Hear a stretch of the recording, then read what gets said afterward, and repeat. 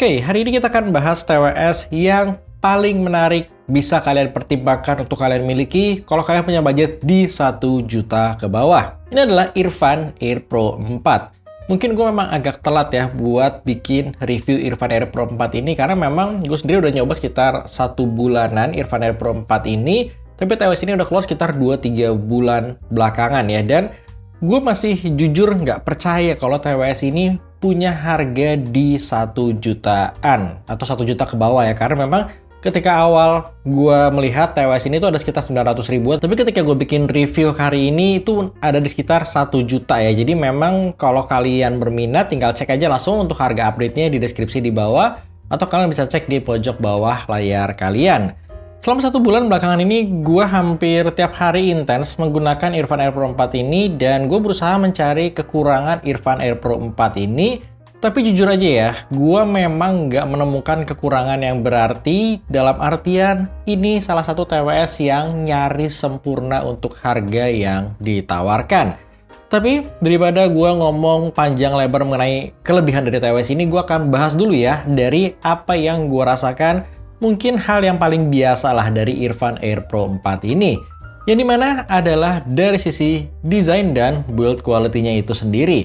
Yang dimana ketika memang gue pegang untuk pertama kalinya Irfan Air Pro 4 ini, dari sisi desain dan build quality-nya nothing special ya. Jadi kalau kalian compare dengan TWS Irfan di range harga 200-an, 600-an, sampai 1 juta ini, nggak ada perbedaan yang signifikan gitu dari sisi desain dan build quality-nya yang gitu-gitu aja.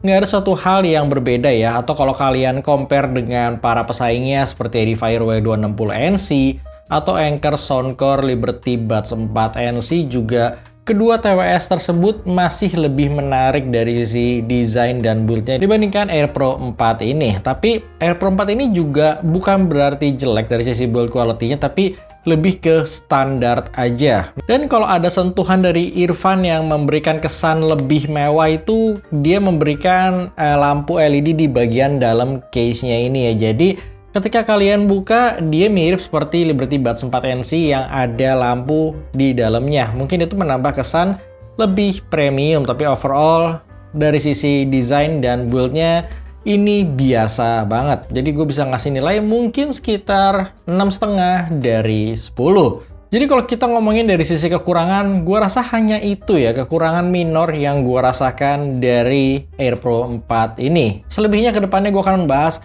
hal-hal yang positif banget dari Air Pro 4 ini. Sekarang kita akan bahas dari sisi kenyamanannya atau fittingnya ya, yang dimana fitting dari Air Pro 4 ini nyaman banget. Jadi memang dia mempunyai desain yang berbentuk tangkai seperti ini ya, bukan yang model kapsul, yang gue suka sebenarnya dengan desain seperti ini. Dan ini tuh berasa dari sisi nozzle-nya, dari sisi size-nya, pas banget buat telinga gue. Gue pakai Irfan Air Pro ini sekitar 3 jam, gue pakai buat main game, nonton YouTube, denger lagu, itu nggak berasa capek sama sekali. Bahkan untuk ear tip bawaannya pun udah bagus ya. Jadi kalau kalian berpikir biasanya tuh ear tip bawaan TWS tuh nggak nyaman, bikin gatel atau nggak ngesil dengan sempurna, Irfan Air Pro 4 ini gue nggak mengalami hal-hal tersebut. Dari sisi kenyamanan gue bisa ngasih nilai 8,5 dari 10. Kemudian selanjutnya kalau kita ngomongin dari sisi fitur yang ada, ini bakalan panjang banget videonya ya. Jadi gue akan mempersingkat aja, selebihnya mungkin kalian bisa baca spek detailnya di deskripsi di bawah. Overall fitur yang wajib ada di TWS harga 1 jutaan ini pastinya adanya ANC dan ambient mode, dan juga adanya dukungan aplikasi. Jadi Irfan Air Pro 4 ini sudah memiliki fitur-fitur basic tersebut yang memang udah pastinya wajib ada. Gimana dengan kualitas ANC-nya? Kalau buat gua, ANC di Air Pro 4 ini salah satu ANC terbaik yang pernah gua coba untuk sebuah TWS, bersaing dengan Liberty Buds 4NC dari Soundcore. Mungkin kalau gua compare antara ANC kedua TWS ini akan jadi plus minus ya, yang dimana Liberty Buds 4 sometimes sedikit lebih baik menghandle low frekuensi untuk nge-reduce-nya gitu. Tapi overall Air Pro 4 ini kayak lebih balance aja menghandle frekuensi yang ada ketika kalian berada di public space ya. Jadi Gue merasa keduanya ini very comparable, tapi mungkin gue akan ngasih sedikit advantage di AirPro 4NC dari sisi ANC-nya ya. Tapi ini keduanya nggak signifikan, yang jelas udah sama-sama bagus secara performance-nya. Kemudian kalau kita ngomongin dari transparency atau ambient mode juga, gue merasa di AirPro 4NC ini udah bagus ya. Dalam artian, gue bisa ngobrol dengan lawan bicara gue dengan jelas banget, atau enggak kalau misalkan kalian nyalain ambient mode-nya di public space gitu sambil kalian pakai denger lagu, itu akan jelas atau clear banget ya mendengar suara noise yang berada di sekitar gue. Gue sendiri nggak mengalami hal yang aneh-aneh di transparency mode-nya ini, dan juga di sini ada wind noise reduction yang juga berfungsi dengan sangat baik. Kalau kalian lihat di bagian ANC-nya sendiri, dia akan ada banyak banget pilihan-pilihan yang bisa kalian pilih, mulai dari kekuatan ANC-nya ataupun adaptive ANC-nya dan lain sebagainya. Jadi ini ANC yang udah mutakhir banget yang bisa kalian coba satu-satu. Meskipun kalau buat personal preference gue sendiri, gue akan ngeset ANC-nya itu di strongest mode ya, dan bukan di adaptive atau di yang lain-lain gitu. Jadi memang simple aja, gue selalu ngeset ANC di yang strongnya. Di dalam aplikasi tersebut juga mempunyai banyak banget fitur yang melimpah, tapi gue pengen bahas satu fitur yang gue belum temukan di TWS-TWS lain, terutama di harganya. Yang dimana dari soal kodek ya, biasanya kalian menemukan kodek SBC AAC ataupun SBC AAC plus aptX ataupun SBC AAC plus LDAC. Tapi di AirPro 4 ini kalian bisa menemukan Snapdragon Sound aptX Adaptive plus LDAC. Jadi memang semua kodek mutakhir itu tertanam di AirPro 4NC ini. Apa sih kelebihannya ketika AirPro 4NC ini menanamkan semua kodek yang bagus-bagus ini? Basicnya kalau kalian pengen mengaktifkan multi-point connection dan kalian tetap dikasih experience untuk menikmati kodek yang bagus dari aptX Adaptive, itu bisa kalian dapatkan di Earfun AirPro 4 ini. Tapi kalau kalian pengen next level secara kodek, kalian pengen mengaktifkan kodek LDAC-nya juga bisa, nggak ada masalah. Tapi memang ketika kalian aktifkan kodek LDAC-nya, multi-point connection-nya itu akan non-aktif ya. Jadi memang kalian dikasih flexibility untuk memilih mana yang kalian prioritaskan. Tapi basicnya even kalian tetap memilih multi-point connection, kodek yang disupport juga tetap aptX Adaptive yang which is lebih baik dibandingkan SBC dan AAC. Ada kodek-kodek lain seperti Auracast juga yang memang gue sendiri belum tahu fungsinya dari Auracast ini. Jadi memang gue hanya menggunakan di LDAC ataupun aptX Adaptive, atau kalau kalian punya handphone yang mensupport Snapdragon Sound di AirPro 4 ini juga pastinya akan bisa aktif. Gimana soal latensinya? Kalau buat gue, latensi di sini juga terbilang proper banget buat kalian pakai untuk berbagai macam multimedia.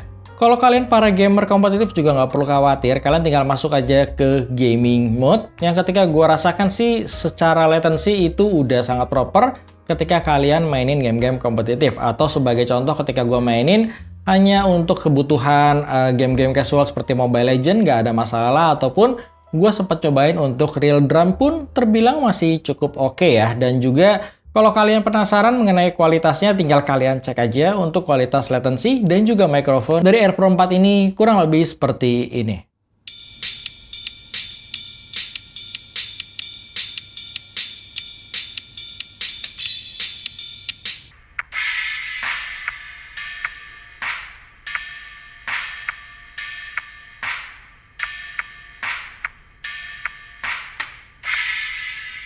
Oke, sekarang kita tes ya untuk kualitas dari built-in mikrofon Earfun AirPro 4 ini yang dilengkapi dengan total 6 buah mikrofon. Udah ada beberapa teknologi seperti AI algorithm, CVC 8.0 dan lain sebagainya.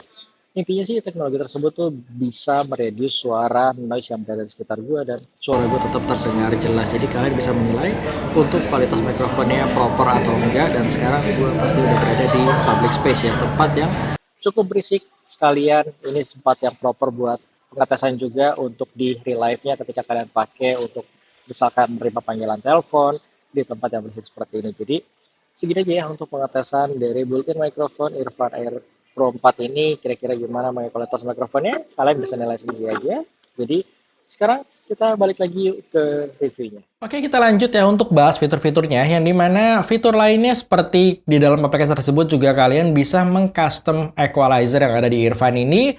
Juga tentunya kalian bisa memilih beberapa preset equalizer yang disediakan Irfan. Selanjutnya di sini juga pastinya udah mensupport Google Face Pair yang ketika kalian buka untuk pertama kalinya dia akan langsung masuk notifikasi, langsung bisa kalian konekin tanpa perlu kalian masuk ke bagian menu Bluetooth-nya. Jadi lengkap banget lah bisa gue bilang ya. Juga selain itu juga ada in-ear detection yang dimana kalian bisa mengaktifkan atau menonaktifkan fitur tersebut melalui aplikasinya ya. Jadi in-ear detection itu ketika kalian copot dia akan otomatis pause media, dan ketika kalian pasang kembali dia akan otomatis memainkan media yang kalian putar. Dan untuk in-ear detection-nya atau wear detection-nya ini juga sebenarnya berjalan lancar ya. Gue suka dengan delay yang dikasih sama Air Pro 4 ini karena ketika gue pasang dia nggak terlalu sensitif tapi juga nggak terlalu lemot ya. Jadi mungkin jeda sekitar 0,5 sampai 1 detik dan dia akan otomatis memainkan kembali musiknya. Jadi itu hal-hal yang menurut gue cukup wajar ada di sebuah TWS 1 jutaan, tapi memang dari sisi kodek itu yang terbaik tetap di Irfan Air Pro 4 ini ya. Super lengkap dari sisi kodeknya.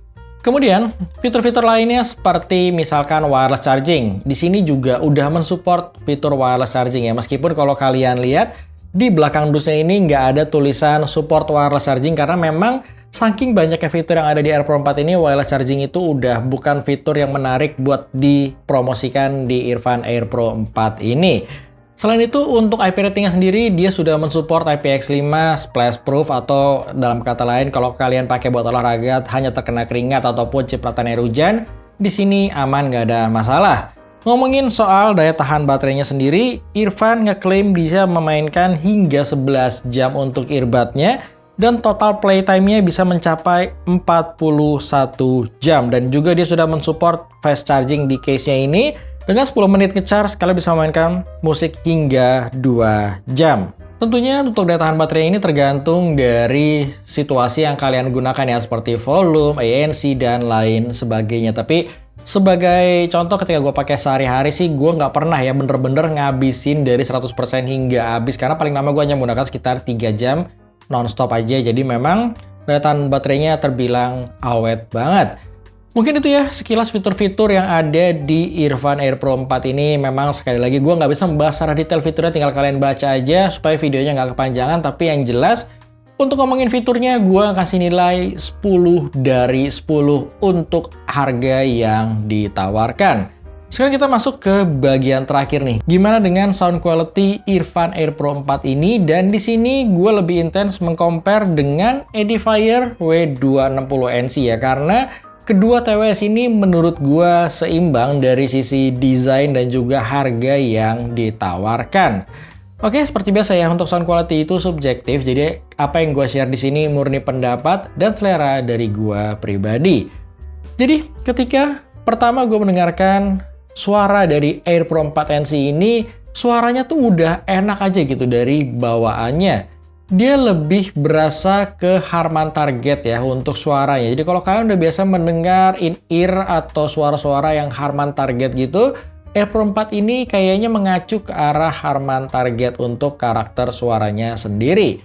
Gue suka banget dari berbagai aspek maupun dari sisi bass, mid, dan juga high frekuensinya. Tapi balik lagi ya, sekali lagi ini masalah selera.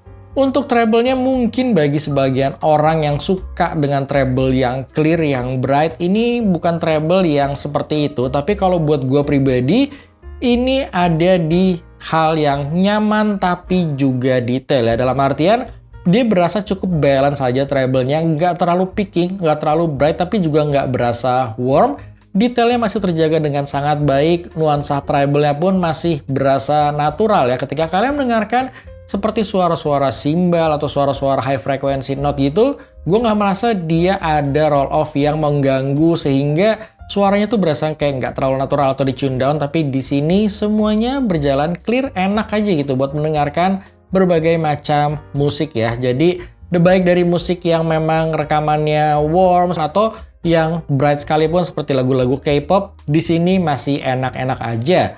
Kemudian untuk di bagian mid atau vokalnya, vokal di sini tuh berasanya tebel full body, tapi juga natural banget untuk sebuah TWS. Dan ketika gua compare dengan W260NC, yang paling gua rasa berbeda ada di bagian vokalnya. Yang dimana untuk W260NC ini memang sekilas vokalnya agak berasa sedikit maju, tapi dia berasanya tipis dan kolorasinya lebih kuat dibandingkan Air Pro 4. Jadi Air Pro 4 itu punya vokal yang lebih tebal, lebih full body, berasa agak sedikit maju juga karena dia akan sedikit berasa di boost di area sekitar 3 kHz gitu, dan gue merasa vokalnya ini mempunyai timbre yang natural banget ya. Jadi overall enak banget dari sisi vokalnya, sekali lagi untuk sebuah TWS di bawah 1 juta.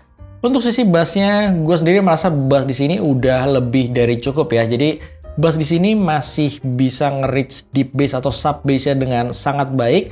Dia masih ngasih tekstur bass yang lumayan fun, jadi bukan tipikal bass yang bosenin seperti Tin Buds 3 yang memang flat banget. Di sini bassnya masih dapat lah kalau kalian pakai buat lagu-lagu pop gitu. Gue masih merasa senang mendengarkan bass yang ada di sini, tapi juga gue nggak merasa bassnya itu berlebih atau bass head banget ya. Jadi dalam artian mungkin ketika gue compare dengan lagi-lagi W260NC ini, W260NC dari sisi bassnya lebih berasa tekstur bassnya lebih cukup aja, sedangkan di Air Pro 4 ini lebih ngasih bump di bagian bassnya, jadi lebih berasa fun, besar tapi nggak berlebih. Jadi ini keduanya bener-bener masalah selera. Kalau kalian suka bass yang netral aja, yang flat aja, mungkin di W260NC ini lebih bisa cocok buat kalian. Tapi kalau kalian lebih suka ada sisi funnya, lebih suka ada sisi mid bassnya, mungkin Air Pro 4 ini akan lebih cocok buat kalian. Basicnya keduanya masuk buat kalian yang suka bass, tapi juga masih cocok kalau kalian memang bukan bass oriented ya. Jadi